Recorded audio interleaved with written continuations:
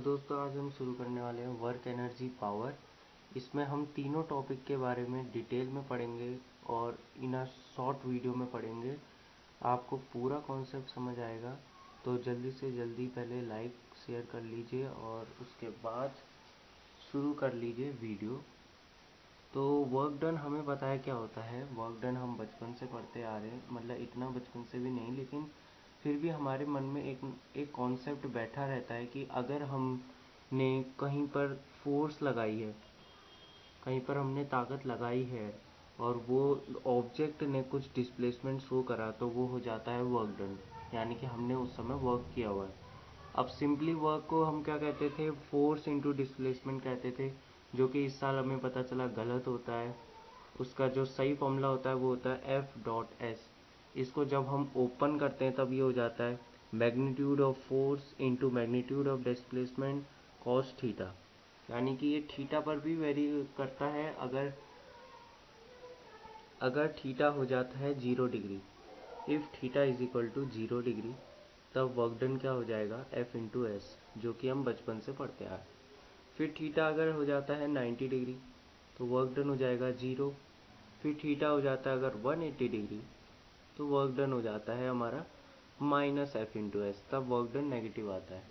तो इतना कॉन्सेप्ट तो हमने शुरुआत में सीख लिया है वीडियो के। अब हम थोड़ा सा डिटेल में चलते हैं। तो अब हम वर्क के बारे में पढ़ते हैं कि वर्क को कैसे नापा जाता है। तो वर्क को बेसिकली जूल में नापा जाता है। जूल इसकी एसआई यूनिट है, जिसको जूल तो इसका नाम इस साइंटिस्ट के वजह से पड़ा है, वैसे इसको कहते हैं किलोग्राम मीटर स्क्वायर पर सेकंड स्क्वायर। ऐसी यूनिट कैसे आई दोस्तों, फॉर्मूला क्या होता है, फोर्स इंटू डिस्प्लेसमेंट। तो फोर्स होता है किलोग्राम मीटर पर सेकंड और डिस्प्लेसमेंट हो गई मीटर्स में, तो जब इनको इंटू करेंगे तो ऐसी वैल्यू आ जाएगी। अगर इसके डायमेंशंस देखते हैं तो m/L⁻², T⁻⁻², इसको हम इनक्लोज कर लेंगे स्क्वायर ब्रैकेट्स में। तो ये इसके डायमेंशन हो गए। तो ये थोड़ी बहुत बातें जूल के बारे में हो गई। उसके बाद अब हम पढ़ने वाले एनर्जी के बारे में। इस चैप्टर में सभी टाइप ऑफ एनर्जी के बारे में बात होती है, लेकिन जो स्पेशली जिस एनर्जी के बारे में डिटेल में जाते हैं वो एनर्जी होती है यहाँ पर मैकेनिकल एनर्जी।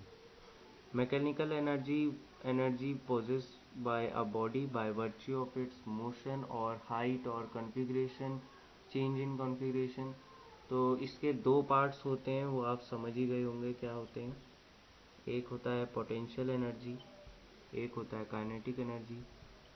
कोई बॉडी मोशन में है तो उसके अंदर जो एनर्जी आ रही, जो वो एनर्जी यूज़ कर रहा है वो होती है काइनेटिक। जो एनर्जी पोजेस करता है हाइट की मदद से या उसके कॉन्फ़िगरेशन की मदद से, वो होता है पोटेंशियल एनर्जी। हाइट की मदद से अगर किसी ऑब्जेक्ट को ऊपर ले जा रहे हैं तो पोटेंशियल एनर्जी होगी पॉजिटिव, नीचे ला रहे हैं तो पोटेंशियल एनर्जी हो जाएगी नेगेटिव।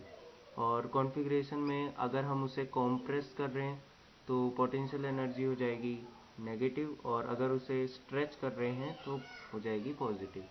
काइनेटिक एनर्जी, अगर मास और वेलोसिटी इन दोनों में से कोई भी बढ़ता है तो काइनेटिक एनर्जी बढ़ेगी, मास और वेलोसिटी में कोई भी घटता है तो काइनेटिक एनर्जी घट जाएगी। मास को कांस्टेंट ले तो वेलोसिटी पर फुली डिपेंडेंट होती है काइनेटिक एनर्जी। इस तरह से दो टाइप की एनर्जी को हमने पूरा डिटेल में वर्क एनर्जी पावर में पढ़ना होता है। अब इनका रिलेशन देखेंगे हम वर्क के साथ क्या होता है। तो एक बहुत बड़ा डेरिवेशन करने के बाद हम इस पॉइंट पर पहुंचते हैं कि वर्क डन जो है वो चेंज इन काइनेटिक एनर्जी के बराबर होता है और चेंज इन पोटेंशियल एनर्जी के बराबर भी होता है। तो ये रिलेशन पर हम कैसे पहुँचे, हमने सिंपली वर्क, इंस्टेंटेनियस वर्क निकाल लिया। इंस्टेंटेनियस वर्क क्यों निकाला दोस्तों, क्योंकि हमें वर्क का फॉर्मूला जो हमने पढ़ा था वो होता है work done is equal to F/S into cos theta. ये तभी एप्लीकेबल होता है दोस्तों जब फोर्स कांस्टेंट होती है, यानी कि फोर्स का ग्राफ प्लॉट करेंगे तो या तो वो लीनियर होगी ऐसे, यानी कि एक लाइन होगी, या फिर हॉरिजॉन्टली ऊपर नीचे ट्रैवल कर रही होगी। तो ये होता है दोस्तों कांस्टेंट फोर्स। लेकिन अगर उसका कर्व कुछ इस तरह से आ रहा है दोस्तों, तब वो हो जाता है वेरिएबल। ऐसे में हर एक छोटे से टाइम इंटरवल पे फोर्स की वैल्यू वेरी करती है। तो जब आप वर्क डन निकालेंगे इस फॉर्मूले की मदद से, वो वर्क डन होगा एवरेज वर्क डन, यानी कि पूरे सिचुएशन का एक ही वर्क डन निकाल पाएंगे। तो वो तो इतना ज़्यादा एक्यूरेट होगा नहीं, तो इसलिए कॉन्सेप्ट निकलता है वर्क इंस्टेंटेनियस वर्क का, जिसका फॉर्मूला हम निकालते हैं एक छोटे से इंटरवल ऑफ टाइम के लिए छोटा सा डिस्प्लेसमेंट हुआ फोर्स की मदद से। तो वो होता है integration of F x D x. D x यहाँ पर एक छोटा सा डिस्प्लेसमेंट है जब एक फोर्स लगी उस बॉडी पर, इसको हम इंटीग्रेट कर देते हैं इनिशियल डिस्प्लेसमेंट और फाइनल डिस्प्लेसमेंट में, और जब हम इसका सॉल्यूशन निकालेंगे वो वर्क इंस्टेंटेनियस के बराबर होगा। अब हम डेरिवेशन करके ये निकाल लेते हैं कि ये एफ एक्स डी एक्स इसके भी बराबर होता है और इसके भी बराबर होता है। तो इस तरह से ये एक रिलेशन बन के आ जाता है। इस रिलेशन को ज़रूर याद कीजिए दोस्तों, क्योंकि इससे अच्छे खासे न्यूमेरिकल बन के आ जाते हैं। फिर एक छोटा सा रिलेशन दिया हुआ है चैप्टर में जो आप यूज़ कर सकते हैं अगर आपको कभी भी फ्री फॉलिंग बॉडी के बारे में कोई भी क्वेश्चन पूछा जाए। तो वहाँ पर वी स्क्वायर को आप 2gh के साथ इक्वल टू करके आप निकाल सकते हैं। जी की वैल्यू तो कांस्टेंट होती है, आपको पहले से पता होती है। अगर आपको हाइट दे दी है तो आप वी स्क्वायर निकाल सकते हैं, और अगर आपको वेलोसिटी गिवन है तो आप हाइट निकाल सकते हैं कि किस हाइट से उस बॉडी को छोड़ा गया है। तो इसकी मदद से ये एक छोटा सा रिलेशन है जिससे न्यूमेरिकल्स आ जाते हैं। इसके बाद अब हमें देखना है कि पोटेंशियल एनर्जी और काइनेटिक एनर्जी को किस तरह से आपस में रिलेट किया हुआ है। तो ये एक एक्सपेरिमेंट है। जब बॉल एक हाइट पर थी, हाइट थी एच, कैपिटल एच थी। उसके बाद बॉल को जब छोड़ा गया, नीचे आई वो बी पॉइंट पर, तब उसकी हाइट थी स्मॉल एच। उसके बाद ग्राउंड लेवल से ठीक थोड़े से ऊपर पे उसको उसकी वेलोसिटी हमने नोट करी। तो जब हमने इनके कंडीशन को निकाला कि उस समय बॉल की कंडीशन क्या थी, तो हमें पता चला कि ए पॉइंट पर जब हमने उसे होल्ड किया हुआ था, यानी कि रिलीज़ नहीं था वो, तब उसकी पूरी जो मैकेनिकल एनर्जी थी, जो टोटल एनर्जी थी, वो किस पर डिपेंडेंट थी, mgh पर। तब हम कह सकते हैं कि काइनेटिक एनर्जी क्यों क्या थी, पूरी की पूरी जीरो। ये तो सिंपली पता चल रहा है दोस्तों कि वो जीरो क्यों हुई, क्योंकि उस समय वेलोसिटी क्या थी, जीरो।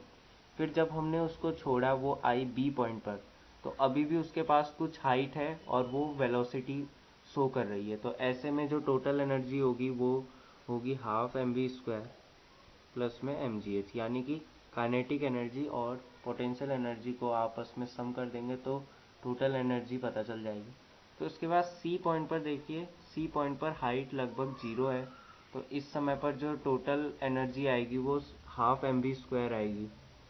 इस समय पर काइनेटिक एनर्जी ही मौजूद होगी बॉल के पास और पोटेंशियल एनर्जी जीरो होगी। तो इस तरह से 3 स्टेज हमने देख लिए जहाँ पर एनर्जी की कंडीशन क्या हो सकती है वो हमने बॉल की मदद से देख लिया है। अब हम इसको अप्लाई करेंगे स्प्रिंग में और जानेंगे कि एनर्जी को उस समय कैसे देखा जाता है। तो ये हमने एक स्प्रिंग ले लिया है, एक नॉर्मल सा, और उसको हमने कनेक्ट कर दिया एक वॉल से, एक रिजिड सरफेस से। तो अभी ये अपने मीन पोजीशन पर है। हमने इस पे जीरो फोर्स अप्लाई की हुई है, तो फोर्स अप्लाइड हो गई जीरो, और स्प्रिंग की तरफ से जो फोर्स आ रहा है वो भी जीरो आएगा। स्प्रिंग की तरफ से फोर्स कब आता है दोस्तों, जब हमने उस पर कुछ ना कुछ अप्लाइड फोर्स होती है उस पर। और ऐसा क्यों होता है दोस्तों, क्योंकि जब फोर्स अप्लाई होती है तब वो बॉडी एनर्जी को गेन करती है या फिर लूज करती है।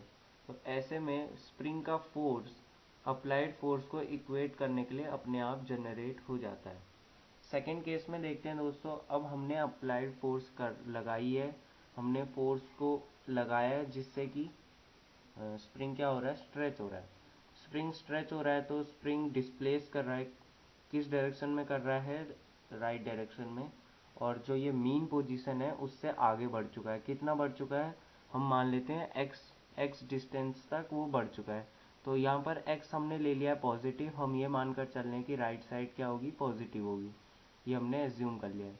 तो जो फोर्स अप्लाइड होगी वो होगी के एक्स। ये एक हुक्स लॉ है जिसकी मदद से हमने ये इक्वेशन हासिल की है कि स्प्रिंग पर कोई भी फोर्स लग रहा होगा तो वो के एक्स के बराबर होगा, जहाँ पर के होगा कांस्टेंट।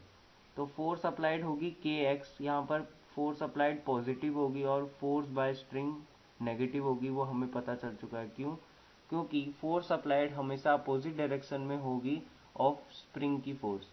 तो यहाँ पर फोर्स अप्लाइड लग रही है इस डायरेक्शन में, तो उसकी वैल्यू आ रही है पॉजिटिव, तो फोर्स जो स्प्रिंग की होगी वो अपोजिट होगी तो उसकी वैल्यू आ जाएगी नेगेटिव। थर्ड कंडीशन देखिए दोस्तों, अब स्प्रिंग को जो अप्लाइड फोर्स लग रही है वो उसे कंप्रेस कर रही है, तो ऐसे में स्प्रिंग जो डिस्प्लेसमेंट दिखा रहा है वो है नेगेटिव, तो फोर्स अप्लाइड क्या हो जाएगी दोस्तों, नेगेटिव। और स्प्रिंग की तरफ से जो फोर्स आएगा वो अपोजिट होगा अप्लाइड फोर्स के, और इसलिए वो हो जाएगा पॉजिटिव। तीन कंडीशन हमने देख ली जैसा हमने बॉल में देखी थी। अब हम उस ऑब्जर्वेशन को यहाँ पर इम्प्लाई करेंगे और देखते हैं क्या निकलता है। तो हमने जो भी तीन ऑब्जर्वेशन निकाली है उनको हमने ग्राफ में प्लॉट कर दिया है। ये है वो मीन पोजीशन जहाँ पर स्प्रिंग रेस्ट पर था, उसको स्ट्रेच करने पर जो मैक्सिमम डिस्प्लेसमेंट उसने अटेन करी वो ये है XM, और उसको कंप्रेस करने पर जो उसने मैक्सिमम डिस्प्लेसमेंट अटेन करी वो है -XM। ये जो मैक्सिमम डिस्प्लेसमेंट है ये आप देख सकते हैं दोनों साइड पर एक ही मैग्नीट्यूड है उनका, और ये बिल्कुल जायज़ सी बात है कि स्प्रिंग को जितना आप स्ट्रेच कर सकते हैं उतना ही आप कंप्रेस करेंगे, क्योंकि फोर्स दोनों टाइम पर बराबर लग रही है। तो हम देखेंगे कि जब मैक्सिमम डिस्प्लेसमेंट हो रखी है उस टाइम पर काइनेटिक एनर्जी क्या होगी, जीरो होगी, ये जीरो लेवल पर है अभी। और आप देखिए पोटेंशियल एनर्जी मैक्सिमम पर है, तो यहाँ पर जो एनर्जी की वैल्यू हो जाएगी वो हो जाएगी energy is equal to V. और यही सेम कंडीशन थी तब जब बॉल थी मैक्सिमम हाइट पर, तो उससे आप रिलेट करते हुए चलिए तो आपको ज़्यादा आसानी होगी। फिर यहाँ पर है मैक्सिमम डिस्प्लेसमेंट व्हेन कंप्रेस, तो तब भी वही होगा दोस्तों, तब भी मोशन जीरो होगा, स्प्रिंग रेस्ट पर होगी, तो ऐसे टाइम पर भी पोटेंशियल एनर्जी मैक्सिमम होगी। तो यही जो पोटेंशियल एनर्जी का पैराबोला है ये यहाँ पर भी मैक्सिमम पर है, और इस टाइम पर भी एनर्जी की वैल्यू पूरी तरह से पोटेंशियल एनर्जी के बराबर होगी। उसके बाद देखते हैं दोस्तों, जब हमने उसको रिलीज करा, मैक्सिमम हाइट पर आया, फिर हमने उसको छोड़ दिया, तो अब धीरे धीरे देखो दोस्तों वो अब क्या करेगा, वो अपनी मीन पोजीशन पर आएगा। आप जब स्प्रिंग को दबाते हैं छोड़ते हैं तो वो अपनी मीन पोजीशन पर आ जाता है, जब खींचते हैं तब भी मीन पोजीशन पर आ जाता है। तो जब आपने खींचा और छोड़ा तो वो अपनी मीन पोजीशन पर आ रहा है धीरे धीरे, और देखिए धीरे धीरे जब वो मीन पोजीशन पर आ रहा है उसकी पोटेंशियल एनर्जी कम होती चली जा रही है और काइनेटिक एनर्जी बढ़ती चली जा रही है। तो इसे आप एक एरो से मैं आपको शो कर रहा हूँ जिससे आपको आसानी होगी। तो जैसे ही हमने छोड़ा तो पोटेंशियल एनर्जी गिरती चली गई और काइनेटिक एनर्जी बढ़ती चली गई, और मीन पोजीशन पर काइनेटिक एनर्जी हाईएस्ट है, क्योंकि अभी स्प्रिंग के पास खूब सारी एनर्जी है जो उसको पोटेंशियल एनर्जी से मिली, और अब वो धीरे धीरे उसको लूज कर रही है किस फॉर्म पे, काइनेटिक एनर्जी की फॉर्म में। और जब वो मीन पोजीशन पर आ रही है तब उसकी काइनेटिक एनर्जी मैक्सिमम है। तो ऐसे हमने देख लिया। अब हम इस कंडीशन पर देखें तब भी सेम होगा, जब वो मैक्सिमम डिस्प्लेसमेंट अटेन करी थी उसने, तो अब हमने मैक्सिमम कंप्रेशन दे दिया है। अब यहाँ से भी रिलीज करेंगे तो सेम इफेक्ट होगा दोस्तों, यहाँ पर भी सबसे पहले काइनेटिक एनर्जी थी जीरो पर, लेकिन रिलीज करने के बाद देखो वो मैक्सिमम अटेन करेगी एट द मीन पोजीशन, और पोटेंशियल एनर्जी धीरे धीरे गिरती चली जाएगी। तो इस तरह से हम देख सकते हैं दोस्तों कि एक बहुत ही बढ़िया रिलेशनशिप है काइनेटिक एनर्जी और पोटेंशियल एनर्जी पर, जो कि जायज़ सी बात है क्योंकि दोनों एक ही फॉर्म ऑफ एनर्जी के दो सब्सटीट्यूट हैं। कह सकते हैं कि एक आता है तो दूसरा चले जाता है, दूसरा बढ़ता है तो पहला कम होता चले जाता है। उसी कंडीशन को कहते हैं दोस्तों कंजर्वेशन ऑफ एनर्जी। ये एक लॉ है जो कहता है कि किसी भी सिस्टम की टोटल एनर्जी कंजर्व रहेगी, और इस पर एक कंडीशन भी लगी दोस्तों, कब, जब फोर्स होगी कंजर्वेटिव। फोर्स अगर उस पर कंजर्वेटिव लग रही है दोस्तों तब वो एनर्जी जो है वो भी कंजर्वेटिव रहेगी। कंजर्वेटिव फोर्स क्या होती है दोस्तों, ऐसी फोर्स जो सिर्फ और सिर्फ इनिशियल पॉइंट और फाइनल पॉइंट को के ऊपर ही डिपेंड करते हैं, वो उस पर पाथ कौन सा अटेन किया है इस पर डिपेंड नहीं करते।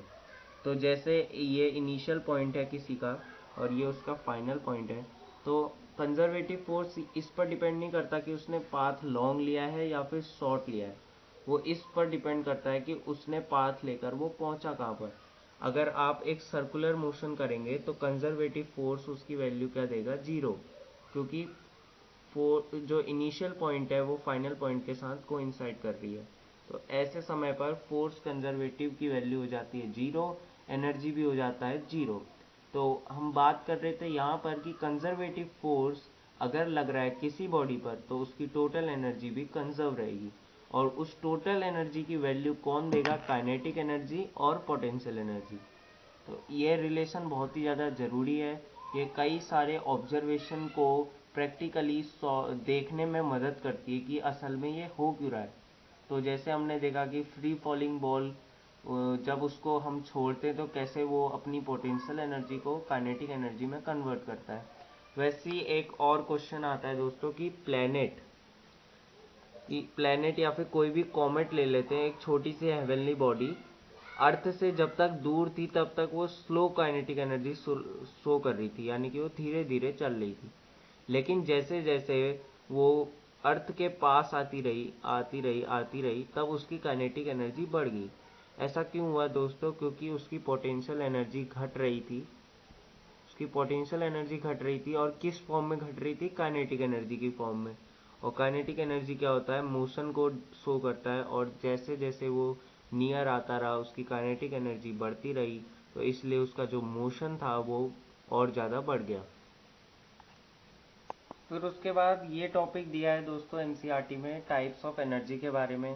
ये पूरा का पूरा जो है ये कॉन्सेप्ट पर बेस्ड है, इसे आप रीड आउट कर सकते हैं। इनका कोई भी फॉर्मूला नहीं है सिवाय ये मास एनर्जी इक्विवेलेंस को छोड़कर।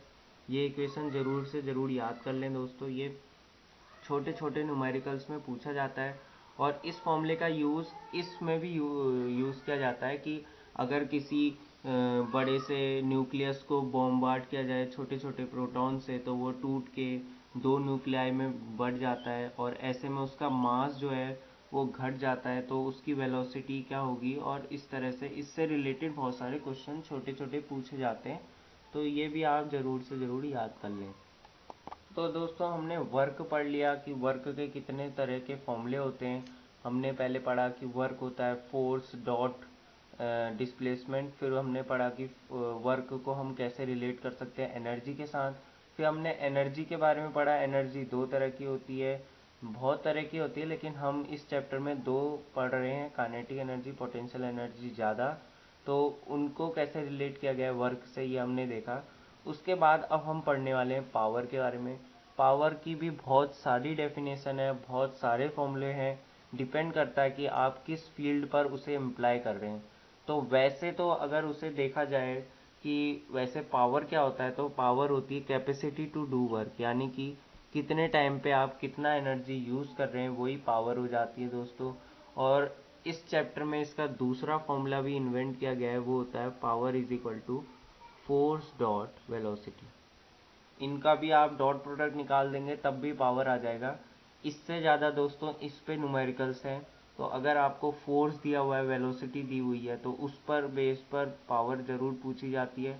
दो आपको अगर ऑब्जर्वेशन मिल जाते हैं और उनमें से कंपेयर करने को कहते हैं कि पावर कौन ज़्यादा यूज़ कर रहा है, तो ऐसे में आप ये वाला फॉर्मूला ज़रूर यूज़ करें और इसका कॉन्सेप्ट यूज़ करें, ना कि इसका, क्योंकि इसकी यूनिट्स और इसकी क्वांटिटी दी नहीं होती है उस कहानी में ज़्यादातर यही दिया होता है कि उन दोनों ने फोर्स सेम लगाई, वेलोसिटी इसकी कम थी इसकी ज़्यादा थी, पावर क्या होगा।